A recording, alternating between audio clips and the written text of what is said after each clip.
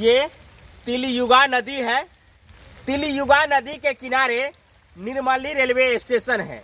यहाँ से मात्र 200 मीटर की दूरी पर रेलवे स्टेशन है। नदी में पानी की तेज धारा शुरू हो चुकी है। नदी में पानी जैसे जैसे बढ़ना शुरू हो रहा है, वैसे वैसे नदी किनारे बसे लोगों की सांसें अटकना शुरू हो चुकी है। इस नदी किनारे जो बसे हुए लोग हैं, बारिश के समय किस प्रकार से डरे सहमे रहते हैं, इसके संदर्भ में हम लोगों से जानकारी लेंगे।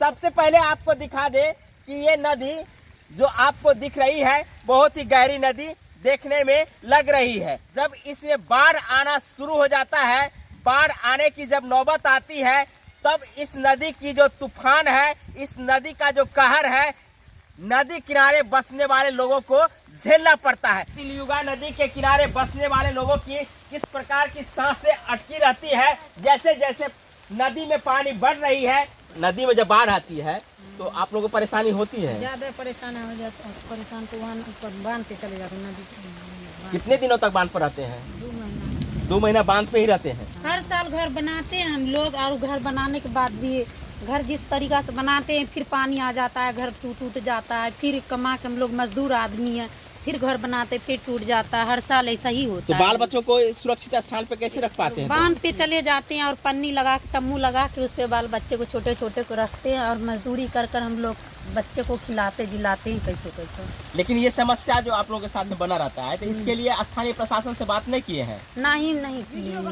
बहुत ले कितना बार ले गए हैं, हम लोग को कोई सुरक्षा नहीं यहाँ देते हैं। आप देख लीजिए, कैसे ये घर मिट्टी द्वार का हम लोग घर बहुत है, गरीब टाट फड़क का घर बना हुआ है, और ये बच्चे जो आपको दिख रहे हैं, ये भी बाढ़ को देख करके सहम रहे होंगे। और ये परेशानी यहाँ के लोगों को स्वाभाविक है, स्वाभाविक ही झेलना पड़ेगा। नदी किनारे बैठे बसे हुए हैं, तो नदी किनारे इस प्रकार की समस्या होती रहती है। सब ये लोग इस प्रकार से डरे सहमे रहते हैं। तिलयुगा नदी में बाढ़ आएगी तब इन लोगों की परेशानी बढ़ेगी, और इसके लिए अभी से ही चिंतित हो रहे होंगे। तो आइए हम इन लोगों से बात कर लेते हैं कि आखिर इन लोगों की परेशानी क्या है। क्या नाम है आपका? संजीव। संजीव झा जी, ये बताइए आप कब से है यहाँ? 17-18 साल से। क्या करते हैं यहाँ पे? नौकरी करते हैं। कहाँ पे? पन्ना कहाँ पे? बाजार में, पन्ना घर में। अच्छा, तो यहाँ घर बना के रह रहे हैं या आप अकेले रह रहे हैं? अकेले हम रह रहे हैं, ये लोग घर बनाते हैं। अच्छा, आइए, तो आप लोग भी इस समस्या से जूझते होंगे। क्या परेशानी होती है? बाढ़ आता है, सबको घर अभी से छोड़ना पड़ेगा। पानी बढ़ना चालू हो गया, अभी से सब व्यवस्था। सांसें अटकना शुरू हो गया है। जैसे जैसे नदी में पानी बढ़ेगी, वैसे वैसे लोगों की सांसें अटकना शुरू हो जाएगा। शुरू हो जाएगा। क्या नाम है? गीता देवी। कब से ही दुकान कर रहे हैं? 5-6 साल से। नदी में जब बाढ़ आएगी तो इसके लिए आप लोग किस प्रकार से यहाँ पे रह पाते होंगे? नहीं रहते हैं, बांध पर भाग जाते हैं। बांध पे भाग जाते हैं। तो यहाँ के प्रशासन से बात नहीं होती है? आप लोग या प्रशासन जो है आप लोगों को सुरक्षा के लिए किस प्रकार से व्यवस्था करते हैं बांध पर? वीडियो बना के ले जाते हैं, कुछ नहीं करते हैं। कुछ नहीं करते हैं। बाढ़ पर राहत मिलता है? बाढ़ प्रति राहत वगैरह मिल रहा है कि नहीं? नहीं मिल रहा है। इस तिलयुगा नदी की कहर बाढ़ के समय में देखने को मिलती है। अभी थोड़ा कहर तो नहीं, बल्कि एक सामान्य नदी की तरह बहती हुई दिख रही है। लेकिन जब इसमें बाढ़ का पानी आना शुरू होगा, यानी कहे तो कोसी की पानी इस तिलयुगा नदी के माध्यम से प्रवाहित होगी, तो यहाँ के लोगों की सांस अटकना शुरू हो जाएगी।